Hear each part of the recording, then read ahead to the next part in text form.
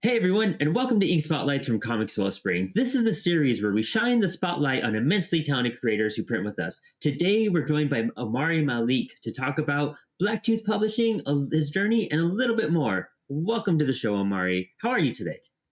I'm good. I'm good. Thank you for having me. I'm so excited to talk to you a little bit. Tell us all about Blacktooth Publishing and what you do with the company. So, as you mentioned, I'm Omari Malik. I like to call myself the publisher, writer, project manager, Mr. Everything over here at Blacktooth Publishing. And I guess the long story short, I like to tell people I was probably a marketing person or a toy executive's dream come true because if you made a cartoon and a toy or a comic book and a toy, I was going to scream at my mother until I got it. So I've always kind of been in the. My dad was a big comic book collector. I mean, for anybody that's really into comics, you guys know there was the big boom in the '90s. So like, I grew up around a bunch of Image books and Chuck Dixon, Robbins, and that all that era of like No Man's Land and like Batman and DC stuff. So Yeah. long boxes all over my house, a bunch of Yu-Gi-Oh cards all over the place. So I've always kind of been into this sort of stuff and the idea for Blacktooth and like getting into comics, I want to say it started, as a little kid because I didn't realize that I could work for DC and Marvel. So it's like I always just assumed if like, oh, if they're writing the comic book, they're making everything. Like they created these characters. Like I never understood that that was going to be a job that somebody could have. So if like my notebooks and things like that were me always trying to create my own characters. So like I always was into that even in middle school, like writing and things like that. I was always trying to create and do my own thing. And kind of when the world ended for the pandemic and, I had a bunch of time sitting around, I like literally went back to my mother's house, pulled out those sketchbooks and was just like, all right, this is what I want to do. I've been to business school. I got a master's degree. I've been in corporate America, but like comic books are my passion. I think I want to give that a real shot and go for it. I love that, dude. What a journey, too. I mean, and honestly, like No Man's Land was a big impact on me as well. That was like the first, I think those paperbacks of the collection were the first ones I ever really read from Batman. And there's so many characters in that. You really got to learn everyone and everything. But I love how like that also synced up with you wanting to create your own characters. How many of those characters that you created from when you were younger have actually lasted and are part of the publishing now? So funny enough, I say they've all kind of lasted and they've only improved in time. And the reason why I say they've all lasted is like eventually, once if we interview in 10 years, I'll be able to pull out even more stuff because I have so many plans and ideas I want to do. But specifically, I have one book.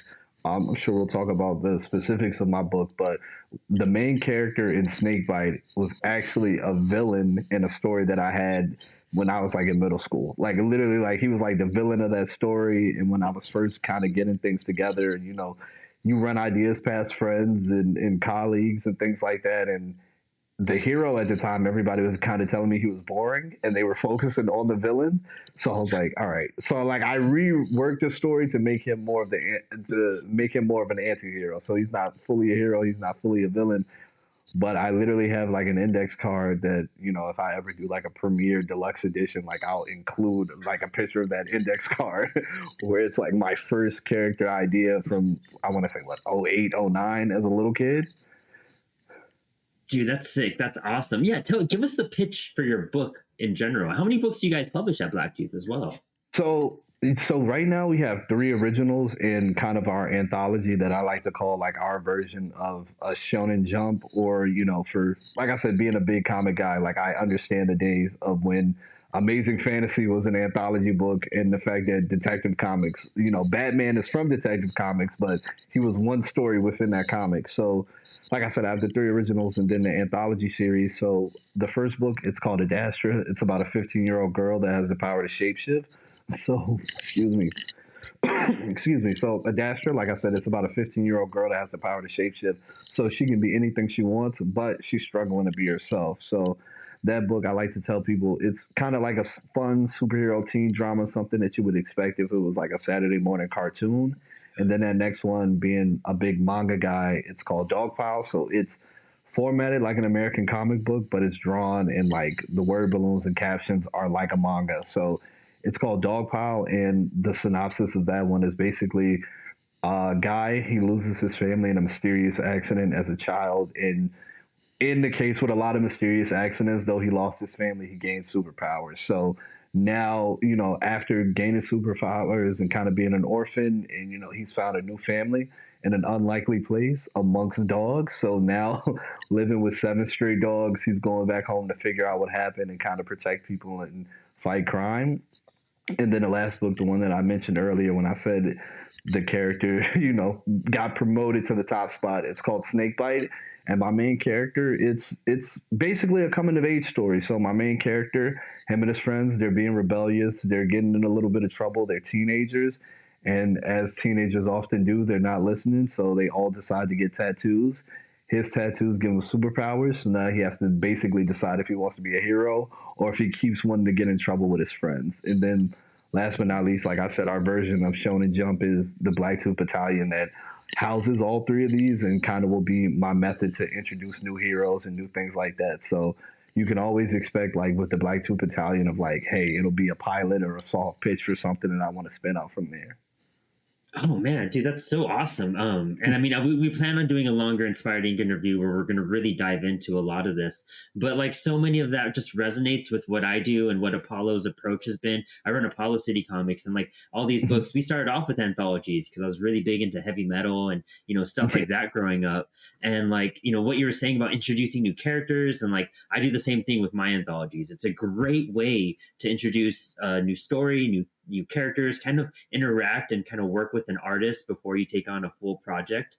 And I feel like those are just really beneficial. Plus, like your audience gets so much with an anthology. It really gives them a flavor and a taste. Yeah, definitely. Like I remember going to the grocery store and getting like the super big Shonen Jumps. And when I only was going for Naruto, like I didn't realize like, oh, this has Shaman King. Shaman King's really cool actually. And it's like you get so much unexpected value out of that. And when I'm doing conventions, I like to tell people of like, hey, you can buy them individually or try the one with all three where this might not be for you, but like you'll get a flavor of a taste for something that you might, break out of your shell, and, something that you might like that is unexpected. It's sick. I love that. And I mean, there's so much to digest here, and we only have so much time. But where can people find your work? Where can they go to get all these books? And do you have any upcoming releases as well? Yeah, for sure. So you can find all the Blacktooth books on Amazon. So all my books are on Amazon. Just search Blacktooth Publishing, search my name, Omari Malik, or search any of the titles. Also, my books are on my website digitally, which is blacktoothpublishing.com. As far as like things coming, there's a lot coming. So I have the first arcs for all of my flagship stories. I also like project manage and do books for other people. Like I've done a book for this clothing brand called Hypeland that came out alongside one of their NBA collections. And so I bring that up to say, like, I have another book coming out with an actress soon. I have a couple other projects in the works. So a bunch of stuff is coming from Blacktooth Publishing. Oh, awesome. I love how busy you sound. And with all these projects coming out, it sounds like we're going to do a lot more spotlights to promote all these projects as well. So, as each one hits, make sure you fill out that form and we'll get you back on the show to promote anything you have upcoming. Omari, it's super rad talking to you. I'm so excited that we get to connect. I missed you at Heroes Con and I felt so bad about that. And I'm so glad that we got to have this and like start, putting you on the shows and everything. So, our audience watching, please check out these links in the description below. Support their work. It's some of the coolest stuff that you guys have seen in indie comics in general. And there's so much passion in it. And you can just hear and just tell by his history and what he's talking about. There is so much passion in this. And that's what I love. Like you have a master's, you've done the corporate stuff, and your comics is where you're finding love. And I think that's the coolest thing in the world because it's true then. Omari, thank you so much for joining us today on the Spotlight. Do you want to give any shout outs real fast before we sign off today? Yeah, for sure. Obviously, shout outs to my team and anybody that's been working with me. Also, I am a terrible artist, but I've been trying my hands. So you can find me. You can find terrible drawings at Premium Artillery. I'm on TikTok, YouTube, and all that stuff. And also, like my main resource, the comic books at Blacktooth Publishing on everything. Love it. Thank you so much for hanging today, Omari. Can't wait to talk more with you and show more of the world your work. I hope you have a great one. Thank you so much, man. You do the same. Thank you so much for having me.